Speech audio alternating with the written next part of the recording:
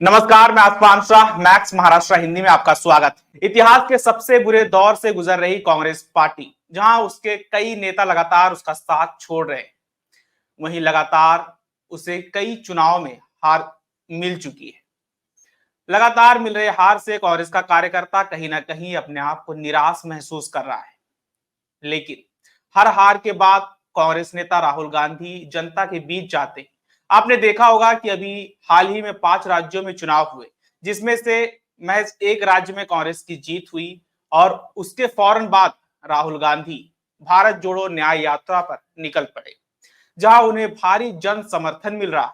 लेकिन यहाँ पर गंभीर सवाल ये खड़ा होता है कि क्या ये जन सैलाब जो उनके यात्रा में नजर आ रहा है, ये जन सैलाब वोटों में तब्दील होगा? और अभी 24 का चुनाव भी नजदीक है। कांग्रेस की क्या रणनीति होगी 24 के चुनाव को लेकर, इसी पर हमारे साथ चर्चा करने के लिए जुड़े हैं कांग्रेस प्रवक्ता, जो जिन्हें आप टीवी चैनलों पर आए दिन देखते हैं, सुनते हैं, अतुल लोंडे पाटिल जी। सर, हमारे चैनल पर आपका स्वागत है। सर नमस्कार। सर, 24 का चुनाव नजदीक है, कांग्रेस की क्या रणनीति है सर इस चुनाव में? बस जीतने की रणनीति है।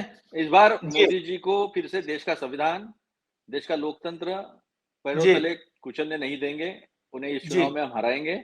और देश जी में जिस तरह का लोकतंत्र 2014 के पहले था, जिस तरह की आजादी मीडिया को थी, एक रोजगार की अच्छी स्थिति थी, देश तेजी से विकास कर रहा था और देश में खुशहाली थी।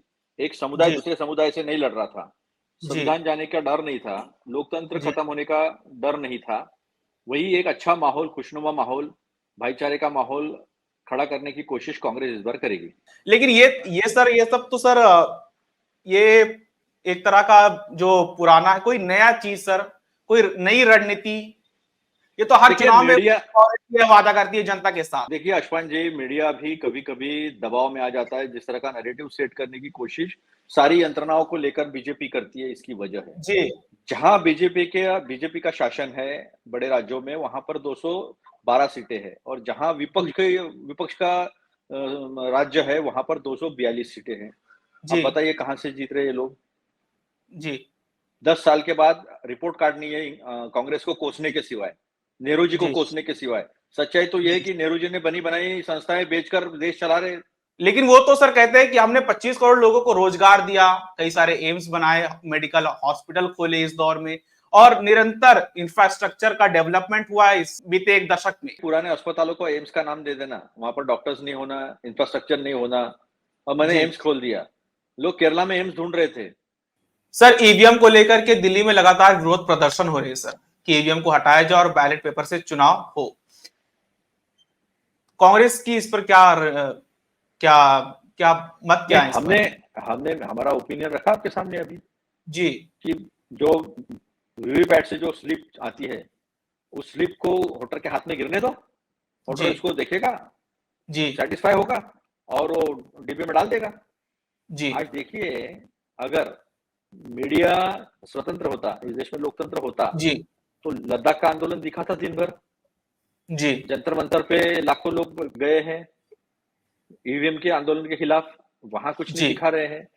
ओल्ड पेंशन स्कीम के लिए 20 लाख लोग गए थे पूरे देश से, दिखाया जी टीवी ने, फास्ट न्यूज में दिखाते हो। आज तरह तरह के आंदोलन शुरू है, लेकिन कोई भी आंदोलन को कोई भी तवज्जो नहीं है, सिर्फ साहब को दिखाया जाता है और साहब बड़े बड़े भाषण देते हैं और कांग्रेस को कोसते हैं। यही दिन भर मीडिया में चलता है। तो जी मीडिया ने अपना अस्तित्व, अपना आत्मा खो दिया है। जी सर, आपने मीडिया का जिक्र किया, मैं आपसे बता दूं सर, ये मीडिया, आज का जो मीडिया है, न केवल सांप्रदायिक है बल्कि विपक्ष विरोधी भी है सर। जिस तरह से आए दिन वो शो करता है, उसका एक भी शो महंगाई, बेरोजगारी, इन सब पे नहीं सत्ता होता। परस्त है वो। ज्यादातर आज उसके का शो मीडिया, सर हिंदू मुस्लिम पे ही होते हैं। तो सर, इस अगर वो मीडिया के खिलाफ भी आपको कहीं ना कहीं लड़ना होगा सर। लड़ रहे हैं हम लोग, जी, तो सीधा मीडिया को जनता से लेकर क्या संपर्क। रणनीति है सर? मीडिया ऐसा है कि मीडिया कर्मी जो है, जी उससे हमारी कोई मुखालफत नहीं है। हम कोई जी इसके खिलाफ नहीं है। जी इसके जो ओनर है, जी उनका मीडिया से कोई संबंध नहीं है। जी वो उन्होंने पैसे के बदौलत, कैसा है, नाम नेताजी का लेंगे, काम अडानी जी का करेंगे। जी और तुम मुझे खून दो, मैं तुम्हें आजादी दूंगा। इसमें नेतृत्व है, इसमें देश के जी लिए कुछ कर गुजरने की भावना है। ये तो तुम जी मुझे चंदा दो, मैं तुम्हें धंधा दूंगा, ये जी इनका काम है। जी तो मीडिया सर। मीडिया जो है, जी मीडिया ने अपना आत्मा खो दिया है।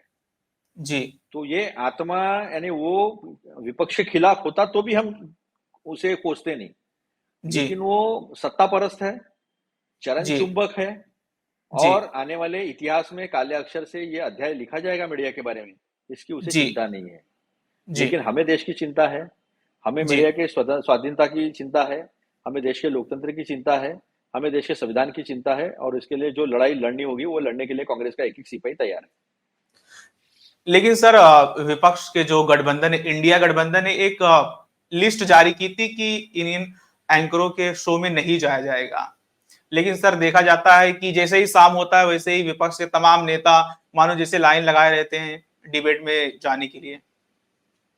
नहीं नहीं नहीं, वो तो ऐसे ही लोगों को लाके बिठाते हैं। कौन सा ऑफिशियल प्रवक्ता कांग्रेस का जिन जिन एंकरों को बैन किया उनके पास बैठा है, बताओ मुझे। जी बिल्कुल नहीं। बेशर्मी के साथ जो एंकर काम कर रहे हैं, चाटुकारिता कर रहे हैं, उनके जी खिलाफ है ये बात। और ये किसी व्यक्ति के खिलाफ नहीं है, जी लेकिन ये जनता में एक संदेश है कि वो भी जी सोचता है कि कांग्रेस का नेता यहाँ पर नहीं बैठा है, कांग्रेस का प्रवक्ता यहाँ नहीं बैठा है, ये सही किया जी है। ये हमारा फीडबैक है। जी सर, तो अपनी बातों को रखने के लिए सभी पार्टियां मीडिया का इस्तेमाल करती हैं, और जो आज के समय में जो मीडिया है वो सत्ता परस्त है, इसमें कोई दो राय नहीं सर। लेकिन सर कांग्रेस पार्टी ने कोई ऐसा रोड मैप तैयार किया जिससे कि उसकी बातें जनता तक सीधे पहुंच सके विदाउट हम इस सीधे जनता मीडिया में जा का रहे इन्वॉल्वमेंट। हैं। हमारा नेता जी 6,700 किलोमीटर की यात्रा कर रहा है। जी पहले खड़ा ना ऐसा नाप लिया, अभी ऐसा नाप रहे वो, जी ऐसा। तो ये शायद ही किसी नेता ने किया होगा। जी सीधा जनता में हम जा रहे हैं। जी जो जो भी माध्यम है उस माध्यम को लेकर हम सीधे जनता में जा रहे हैं, और जनता में जाकर जनता की जागृति कर रहे हैं। हमारा काम है जी देश का संविधान और देश का लोकतंत्र बचाना, वो हम कर रहे हैं। एक एक सिपाही हमारा कर रहा है। जी सर, अग्निवीर अग्निवीर को लेकर के खबरें आ रही हैं कि कांग्रेस पार्टी 24 के अपने मैनिफेस्टो में एक प्रमुख मुद्दा बनाएगी सर, इसमें देखिए, कितनी सच्चाई? बिल्कुल जी सच्चाई है। जी मैनिफेस्टो का काम चल रहा है। ऐसे युवा है इस देश में जिनका सिलेक्शन, जिनका चयन जी अग्निवीर की स्कीम आने के पहले हो गया है, लेकिन उनको जी नियुक्तियां नहीं दी जा रही। जी ये धोखा नहीं है, जिसके खिलाफ 8 तारीख को पूरे देश में हम प्रेस कॉन्फ्रेंसेस कर रहे हैं। जी तो आप जैसा मैक्स महाराष्ट्र का चैनल है और अलग अलग यूट्यूब चैनल है, जो ईमानदारी से पत्रकारिता को बचाए रखा है, जी उनके पास भी जा रहे हैं, और वो भी, उनकी भी मदद हमें हो रही है लोगों तक पहुंचने में।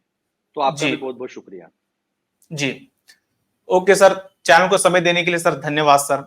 तो ये थे कांग्रेस प्रवक्ता अतुल लोंढे पाटिल जी, जो 24 की रणनीति को लेकर, 24 के चुनाव की रणनीति को लेकर के हमें विस्तार से जानकारी दे रहे थे कि किन मुद्दों को लेकर के जनता के बीच कांग्रेस पार्टी जाएगी। तो ऐसे ही मैक्स महाराष्ट्र हिंदी को देखते रहिए, चैनल को सब्सक्राइब करें और वीडियो को शेयर करना ना भूलें। धन्यवाद।